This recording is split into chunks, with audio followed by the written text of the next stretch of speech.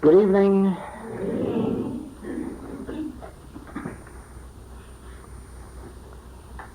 This is our closing evening of another Portland closed class.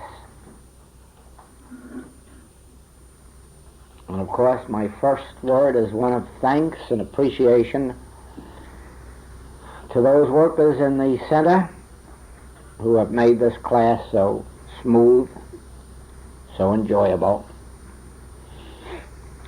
It has been a great privilege to work here this week and to find everything in such apple pie order and with Mrs. Clow away,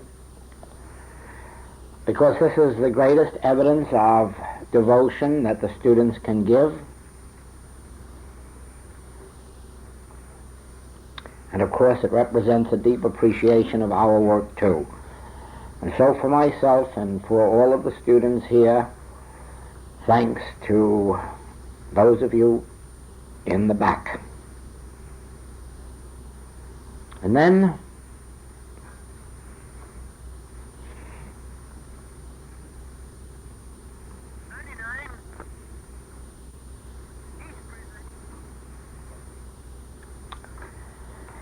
to the students who have been through this classwork,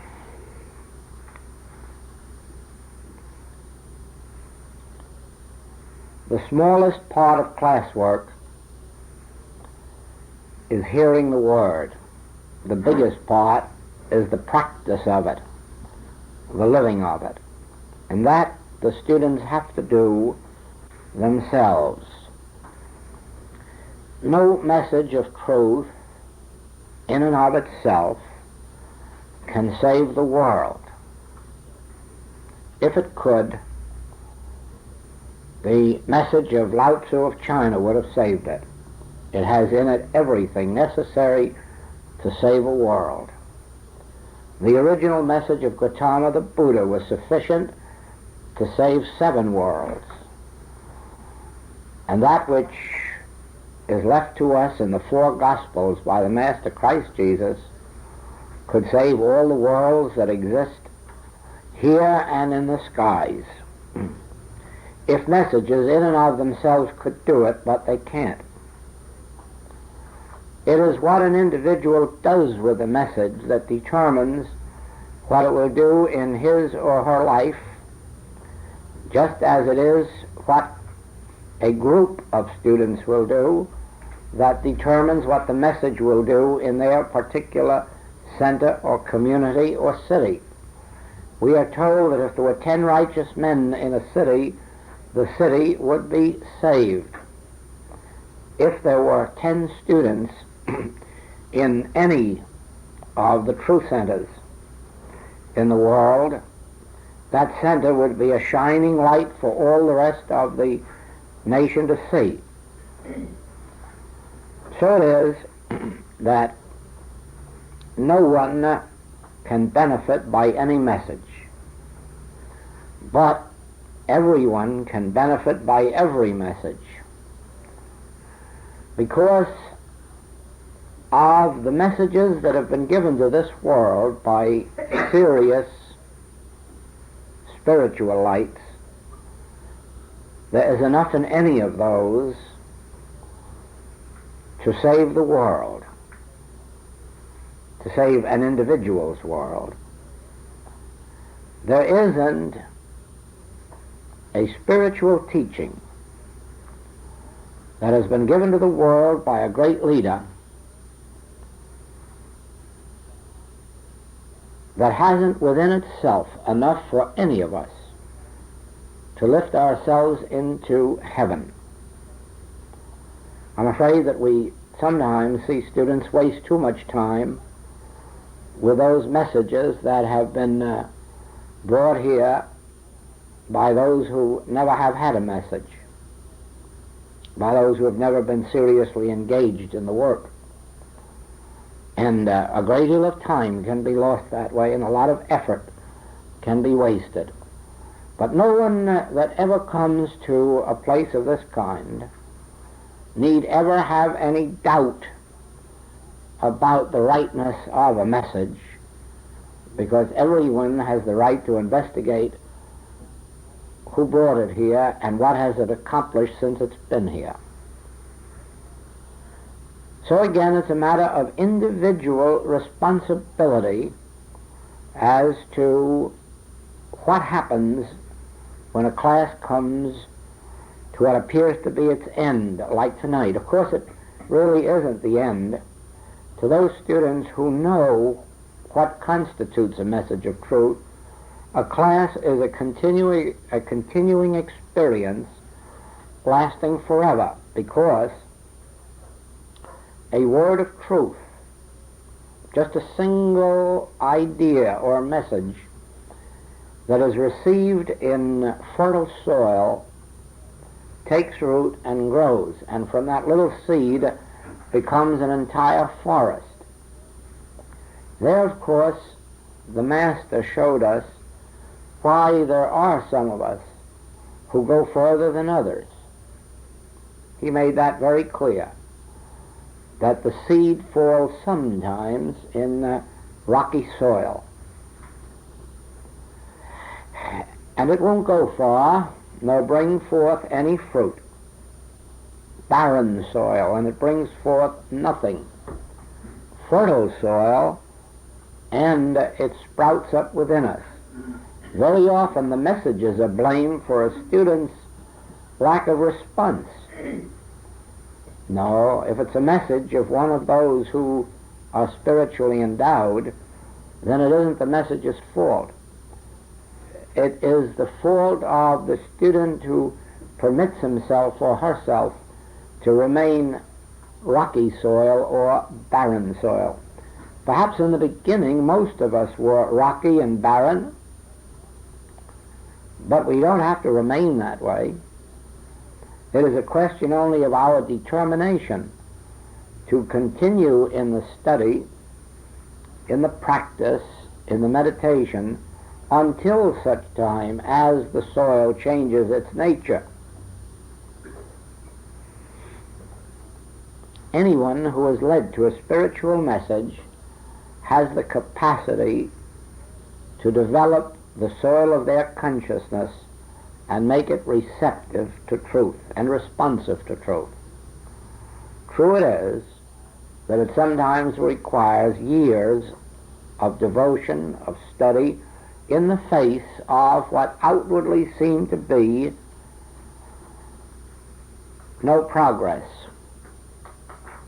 For the benefit of some, if there are any here, who are slow in making spiritual progress, it might console you to know that I worked and studied for 13 years and made no progress, but absolutely none that was visible in the external world, not even visible to me.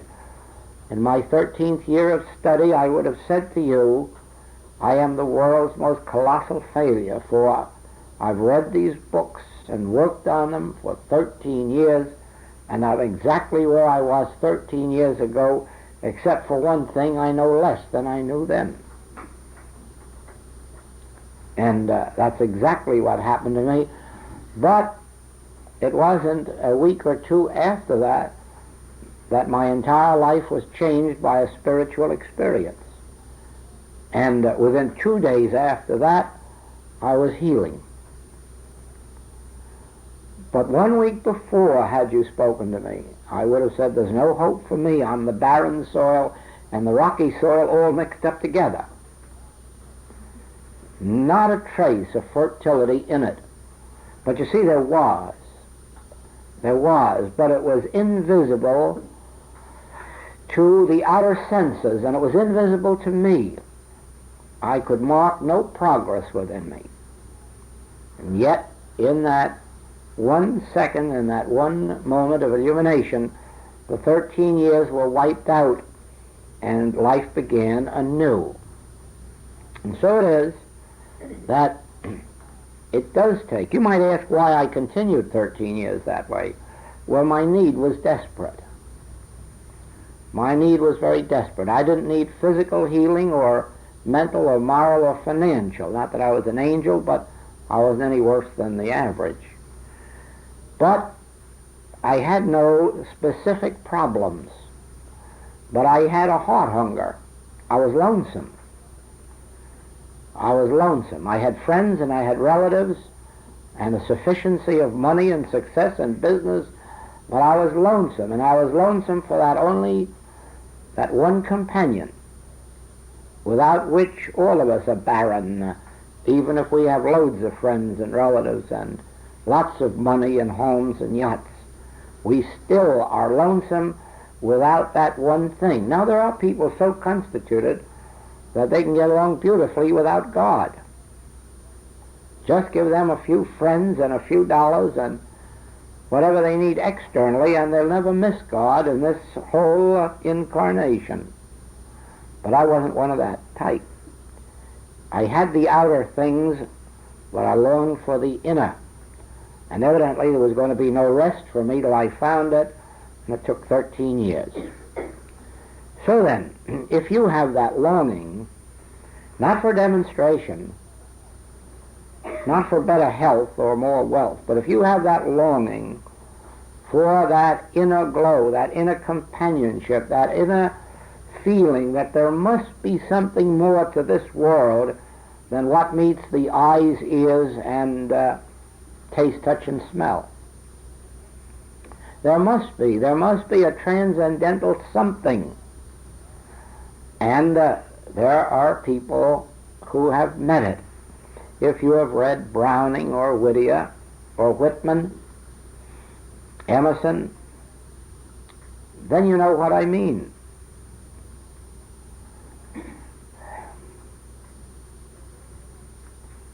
There is always a something beyond the reach of the human mind. We, of course, do not know how to reach out for it except through the human mind. And so the human mind can be an instrument through which we read the words, hear the words, ponder them, meditate upon them, until the words go deeper than the mind into that fertile soil, that which we call consciousness or God. You have to break through the mind to reach it. The mind, if you just dwell in that realm, as Paul tells us, with the letter, it killeth. But if you can penetrate through the layer of mind into the soul or consciousness, there you will find the response. You will find that we have faculties far beyond the faculties of mind. You will find that we have faculties that eliminate the need for memory, the need for reasoning powers. Just like the mathematician jumps to 12 times 12 is 144 without reasoning it out or taking thought about it, it just jumps there automatically through knowledge. I've told the story of a man that we had in Massachusetts who used to, just for pleasure, a banker, who would sit in the board of directors room where they had their big electric mathematical machines, and they would put all kinds of problems on this machine way up into the 6 and 7 figures, and before the machine electrically could put down the answer, he told it to him out of his mouth. He needed no reasoning process. As fast as they could reel off the problem, he saw the answer. And of course he didn't see it with his eyes. He knew it, and it came right out of his mouth. And so it is. There is an intuitive faculty, and it operates on two levels, on the cosmic level and on the spiritual level. Swedenborg had it on the cosmic level, and therefore he was able to sit in a room here and know that a building was on fire in a city 500 miles away, and which building it was and how many people were hurt. That is operating on the cosmic level, because you know of things that are taking place in the cosmos, in this world. When it operates on the spiritual level, you're not reading minds, you're not seeing pictures of human things, but you are receiving divine impartations of universal, immortal, spiritual truths. The seers, the saints, the mystics, they have the inner vision that enables them to bring forth these great wisdoms which are heretofore unknown to man, and they bring it out of a depth that we call consciousness or soul. By making a way for it, it flows into their conscious awareness, and they can express it. Job gave us one of those when he said, "He hangeth the earth on nothing." Where would Job get the knowledge that God hangeth the earth on nothing? Because there was nothing anywhere written like that, nothing anywhere spoken like that, nothing anywhere known, and yet we know now that it is one of the most profound truths ever given to man, because it means that in the spiritual realm no one thing is dependent upon another. In other words, when you're doing spiritual healing, it isn't even dependent on your knowing a truth. It is merely dependent on an absolute silence and stillness into which rushes something out of God. We call it a spirit or the Christ, and it doeth the works. At our stage of development, we lead up to that place of nothingness by our meditations or contemplative meditations, in which we contemplate God and the things of God. We lead ourselves up to that point of nothingness. Then when we get there and we are suspended in nothingness, where we have no thoughts, no feelings, no reactions to anything, we're just a blank, then into that rushes this deep breath or a statement of truth, and something of a ponderous nature comes forth. I know that some of you were in Chicago when an experience like that took place recently. In the midst of our class, I was talking just like this to the students, when all of a sudden a voice inside of me said, "5th chapter of Matthew, bottom of the page." And then I turned around and said, "No, it's no use. I know what's there and I don't understand it." And the voice came right back again, "5th chapter of Matthew, bottom of the page." Well, all right, if you insist. So I opened this little Bible, and there I found that an eye for an eye and a tooth for a tooth. But I say unto you, resist not evil. And in that blinding flash, I caught the whole secret of the Sermon on the Mount, something I've never known in my life, something you've never heard me teach, something you've never heard me expound, something you've never heard me answer a question on, because I never knew it, and I never answer questions on anything that I don't know by revelation. I could look them up in books and see what others said about them, but I don't teach from what others teach. I teach it only after God has revealed it to me, and so I've left the subject of the Sermon on the Mount alone until that Chicago class when it hit me.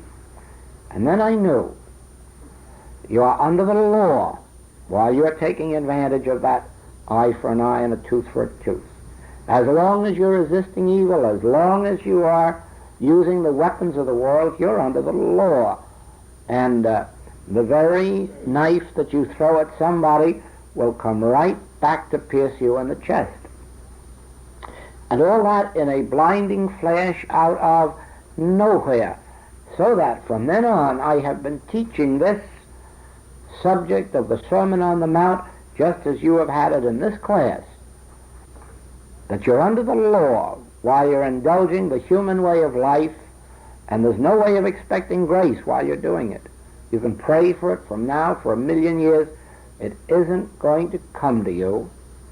You're only going to have grace when you give up the weapons of the world, when you give up using its means and come to Job's understanding of he hangeth the world on nothing. And then if you just stand there in that nothingness, the Spirit rushes in to pick you up and carry you through.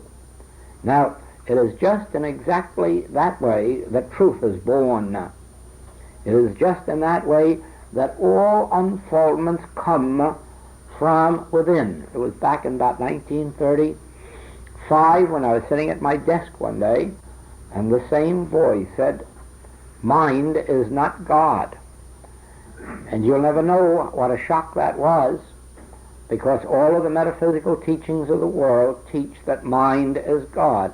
And here's a statement that contradicts every metaphysical teaching that is known to man today. It was quite a shock to receive it. But as I sat listening, I knew it would explain itself. It followed up with, mind is an avenue of awareness. God is the creative principle. Spirit is the creative principle. Spirit is the power. Mind is only an avenue of awareness. It has no creative activity. It has no action of its own. It has no function except through it you become aware of that which is. And so all of our work has been based on that very fact, that the creations of mind are not truth. The creations of mind are these counterfeits, these substanceless creations. But when you go beyond mind into consciousness, then comes the truth.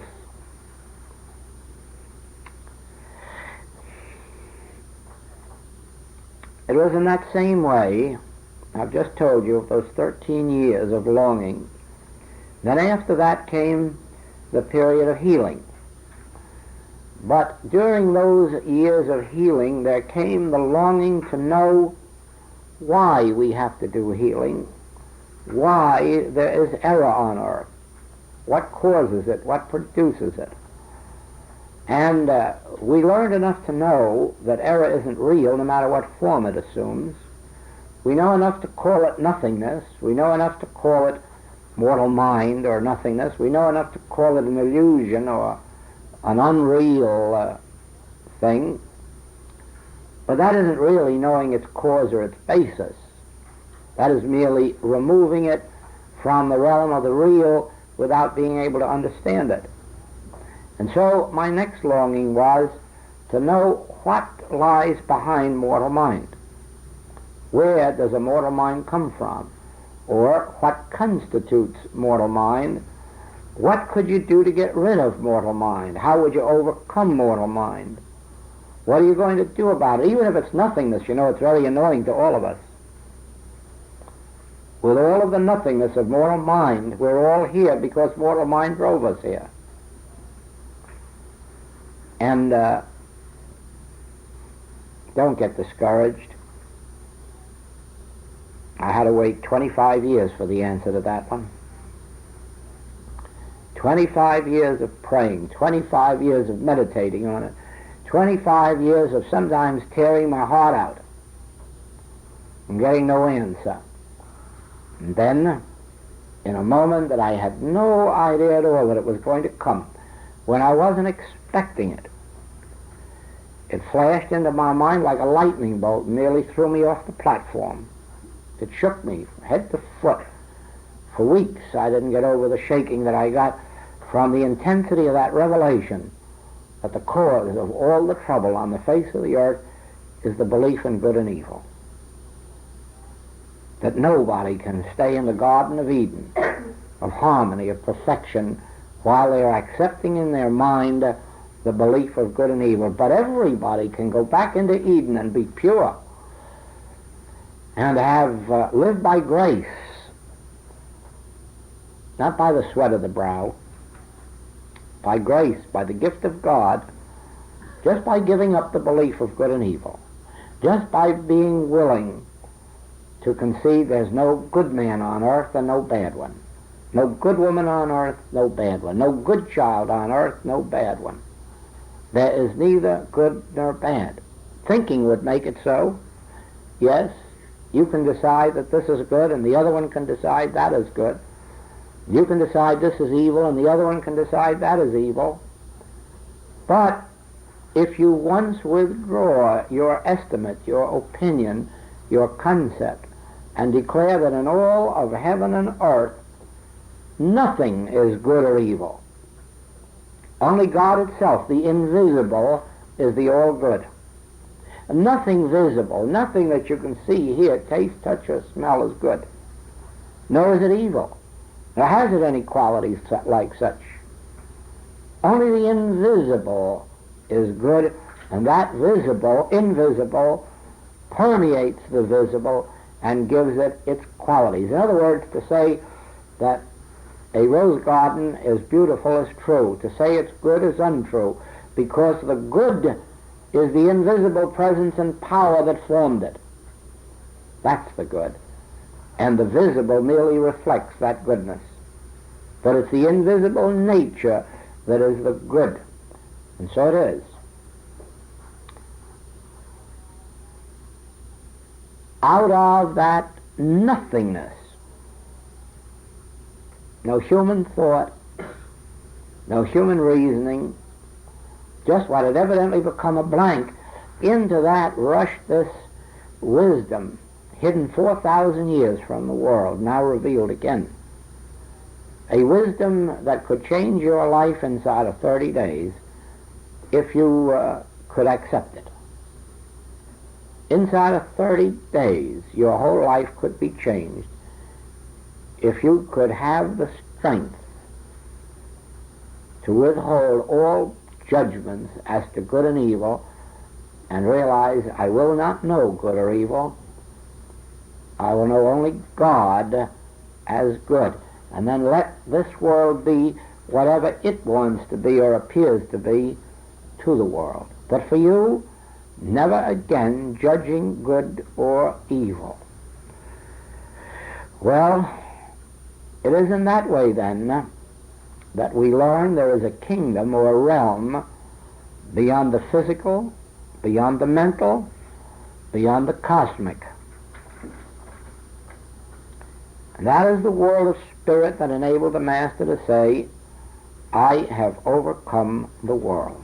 In other words, I have overcome things and thoughts.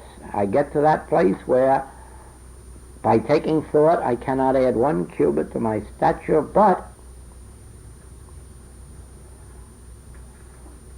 by leaning back into that nothingness, the Spirit presents itself in whatever form and as whatever form may be necessary.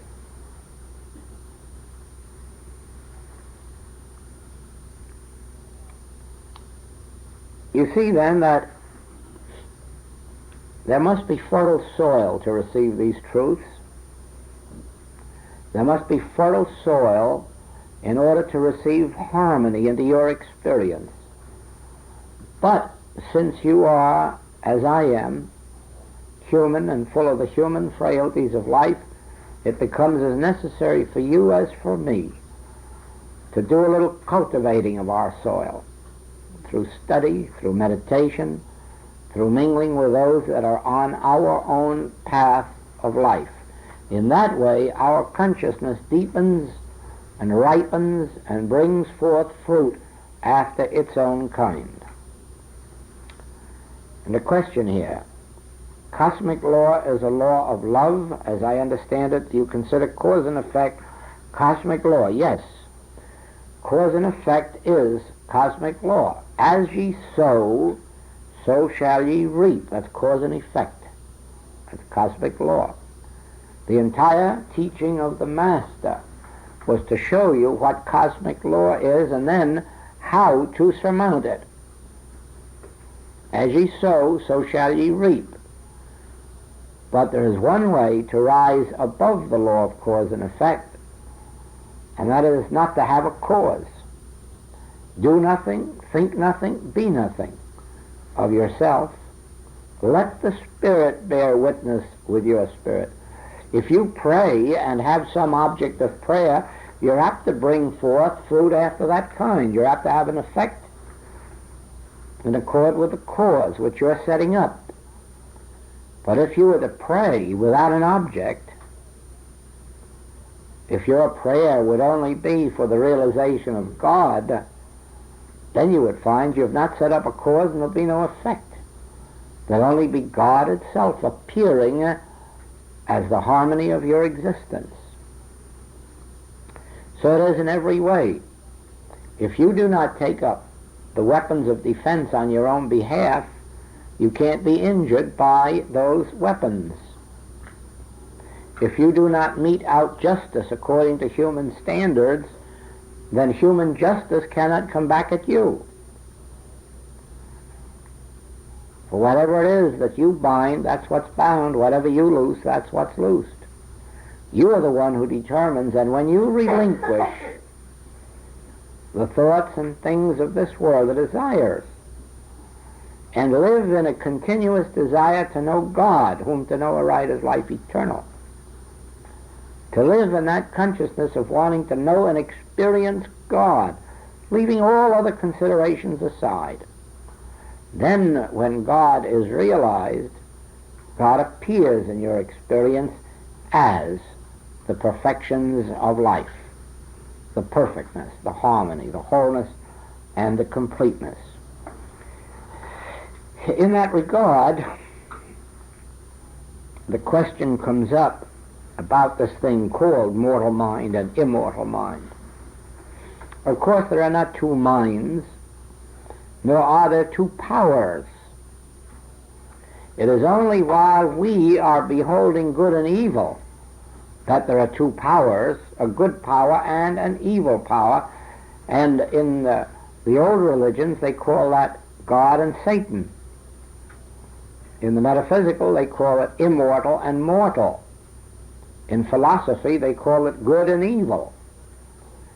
But as a matter of fact, there are no such powers except to Adam after the Garden of Eden, when he began to know both good and evil. Then he had two powers. But the person who gives up both good and evil has no powers. None whatsoever, and they have no need of powers. They have God. When one has God, one needs no powers. You see, the error of the human world is that it has two powers. You'll find this all through the Infinite Way writings. It has two powers. It has a constructive power and a destructive one. It has a conscious mind and a subconscious one, and lately a superconscious one. It has God and devil, good and evil. And all of that is predicated on one thing, the acceptance that there is good and evil. Now what becomes of God and devil, good and evil, immortal and mortal, when you no longer have good or evil? Now they all disappear out the window and you're left with nothing but God. Isn't that terrible? Just left with God. I feel like an evangelist. I could say, praise be.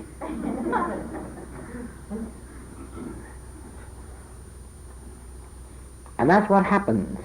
That's what happens if you begin in a small way.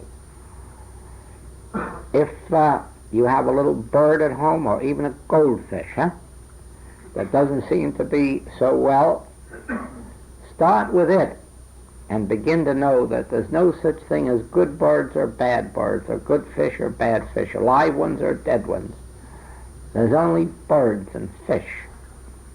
And pretty soon you'll find divine harmony. When you have seen it in those lesser aspects, begin on the bigger ones. Don't try it on your own children until toward the last.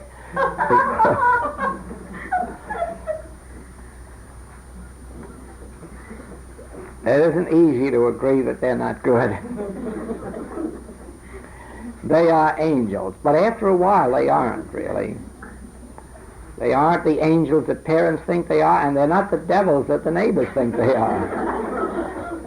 You see, both of that is fiction. But you do get to see that they are neither good nor evil, but God constitutes their being. God constitutes their soul, their life, their reality. And then is when you begin to perceive the miracle of having neither good nor evil, of having overcome good nor evil. Then you'll really find how quickly you'll be able to say, I have overcome the world. Because none of the world to me is good or bad. It's just a world. Sometimes beautiful, and sometimes tasty, and sometimes useful, whatever the thing may be, sometimes companionable, but neither good nor evil. Since my good is God. God is my good.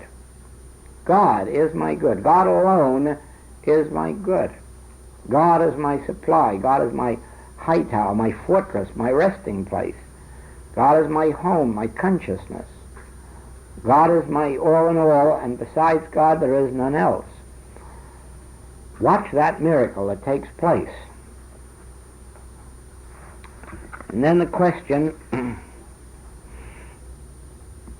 what is the actual state of man immediately following the change called death? There is no one state.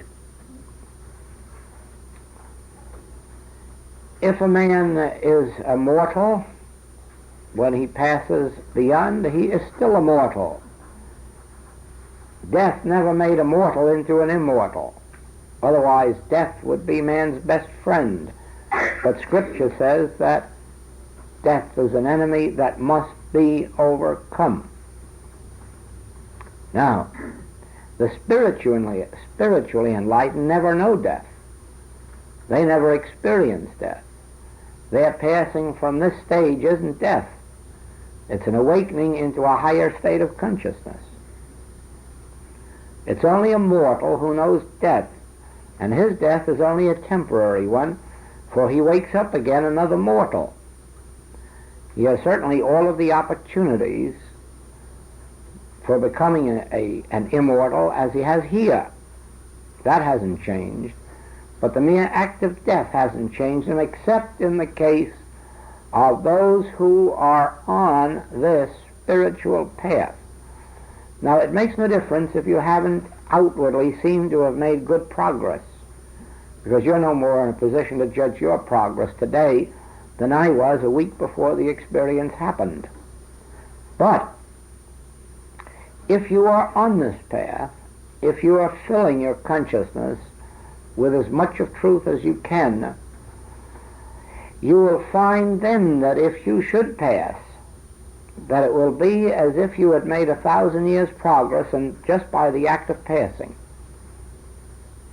All those, and I've witnessed it, so I'm not speaking again from hearsay, I'm telling you from actual experience what I've witnessed, those on the spiritual path immediately make the equivalent of 1,000 years progress on passing. Not by jumping out of windows, however, to get there, but those who pass from what we would call natural causes that are on the upward path instantly throw aside even the mortal shell that others carry with them across the border and are freed. But those who are on the mortal level, they waken on the mortal level, and they have to then go through the same growing process as we have been going through here.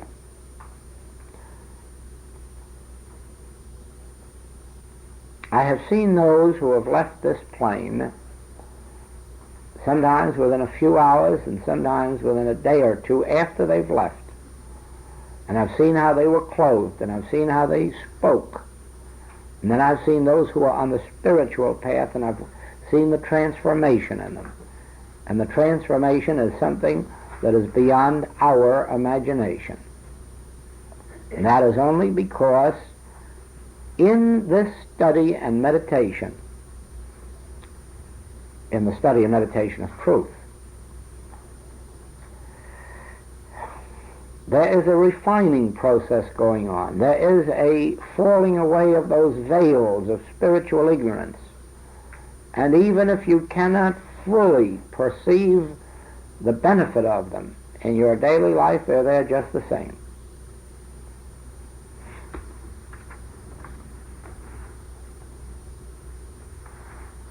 Let us rest a few minutes. This has to do with the practical application of what I said about having neither good nor evil. Everything that you see, hear, taste, touch, or smell exists as an effect. And the moment you perceive that there is neither good nor evil in that effect, you lose your fear of it. You can't fear something that has no effect any more than you fear a glass of pure water. As a matter of fact, you not only can't fear a glass of pure water, you can't even love it. You can enjoy it and benefit by it, but there's nobody yet ever fell in love with a glass of water, nor hated it, nor feared it. You just take it as it is for what it is, a glass of water. Now the Master felt that same way about leprosy. He didn't hate it and he didn't fear it, he certainly didn't love it, but he went up and touched it and showed by that he had risen above the belief of good and evil. He knew leprosy wasn't good, but he also saw that it wasn't evil, that it had no power. So we have to do with every form of sin and disease that appears before our gaze. We have to be able to look at it and say, never again can I fear you. Never again can I hate you. There is no power in that which is seen, heard, tasted, touched, or smelled. That doesn't mean that it isn't useful. Water is useful, food is useful, electricity is useful. Loads of things are useful, many things are beautiful, loads of things are harmonious and joyful, but none of them have a power for good or evil, except such power as thinking makes it so. Now, when you agree not to think that it is good or evil, you will find it has no power. When it has no power for good or evil, then you'll find that divine harmony establishes itself in your experience. So it is. The principle is that you are suffering from those things that you hate, fear, or overly love. And when you no longer hate them, fear them, or love them, but treat them as they should be treated, as a part of this universe, and each thing serving its purpose, then you will find that in one way or another, those things that should not be a part of your experience will be withdrawn from you. Those things necessary to your unfoldment will be provided for you. Then you have to watch yourself, that after they're provided, you don't go around thinking they're good. They're not good, but they're useful or beautiful, enjoyable, and so forth. Now, practice this principle in just that way. You can look around at your rooms, look around your home, look into your gardens, and begin to agree that whereas these may be beautiful and useful, they have no powers of good or evil within them. All power is in God. Only the invisible is good. Only the invisible.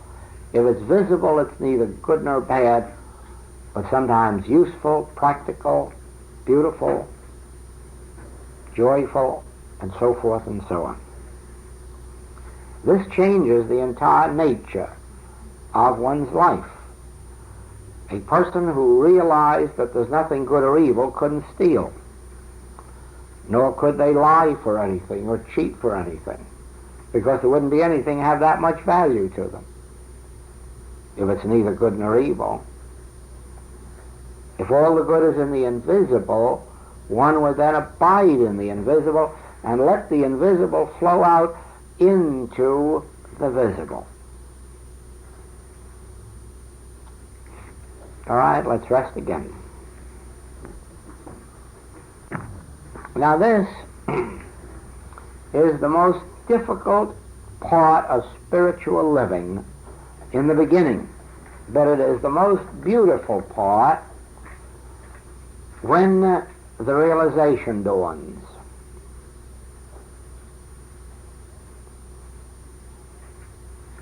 Everyone whom I've ever met has come to whatever metaphysical teaching they came to for some purpose. And that is as much as to say that we are going to God, to truth, for some purpose. Some are going there for health. Some are going there for supply. Some are going there for companionship. Some are going for employment. Now I say to you that in a spiritual teaching, that is a mistake that may keep you out of the kingdom of heaven.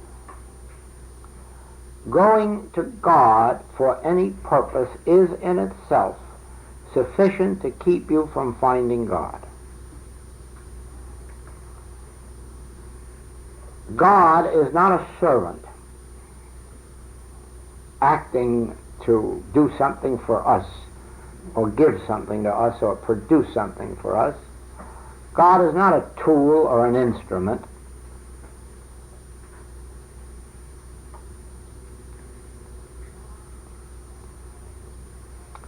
God is itself our life, our wholeness, and our completeness.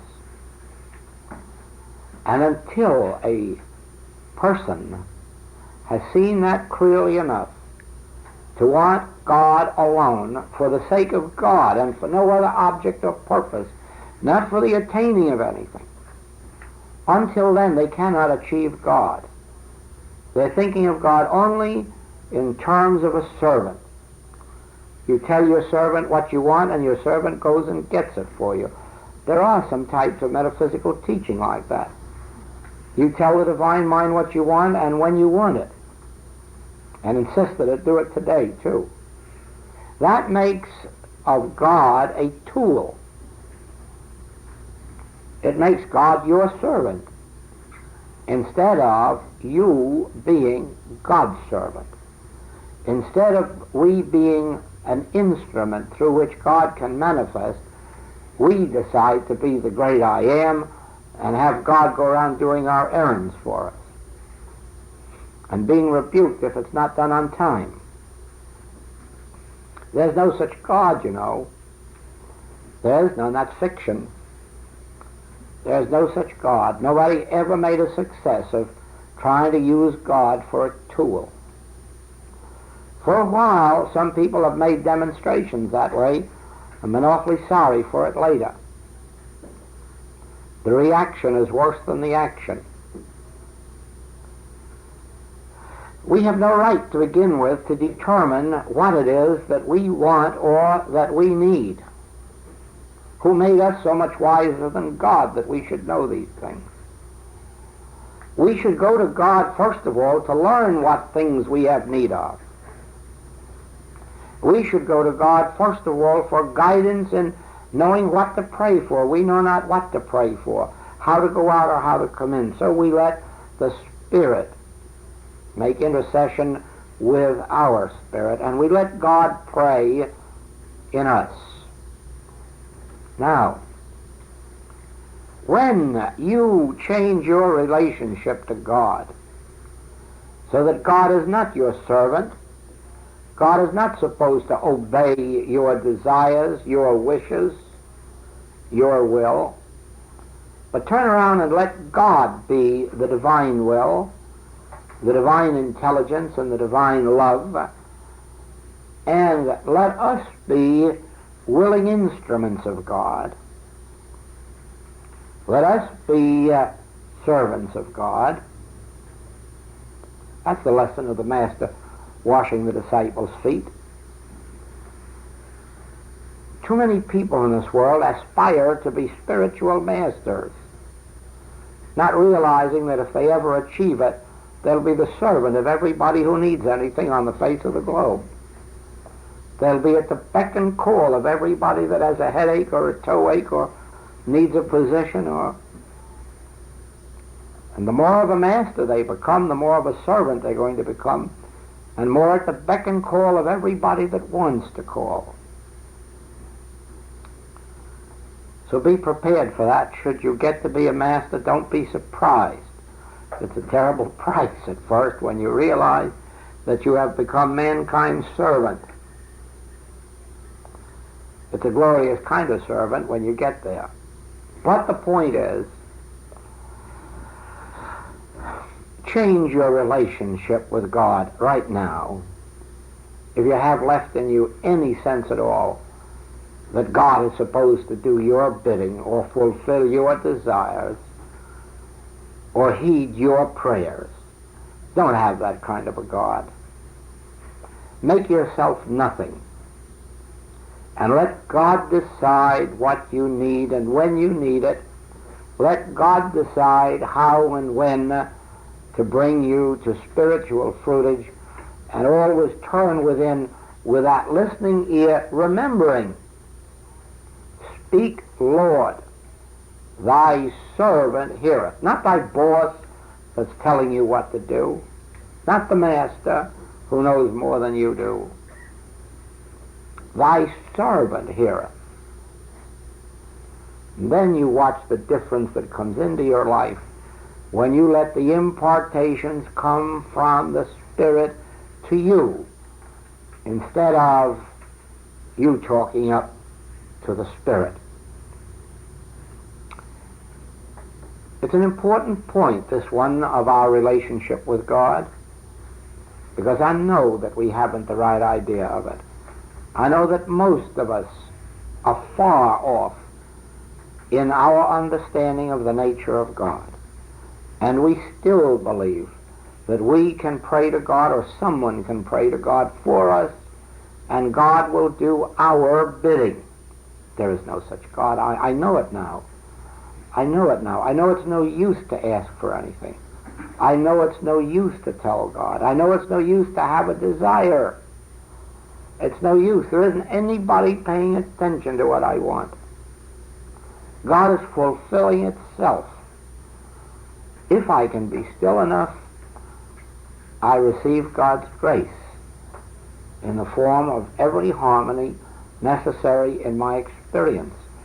And when I'm not receiving those harmonies, it isn't God's fault. In some way, I have forgotten God's true relationship to me and my true relationship to God. I don't think there's a better note to close on than that. And so, we say in Hawaii, until we meet again, aloha.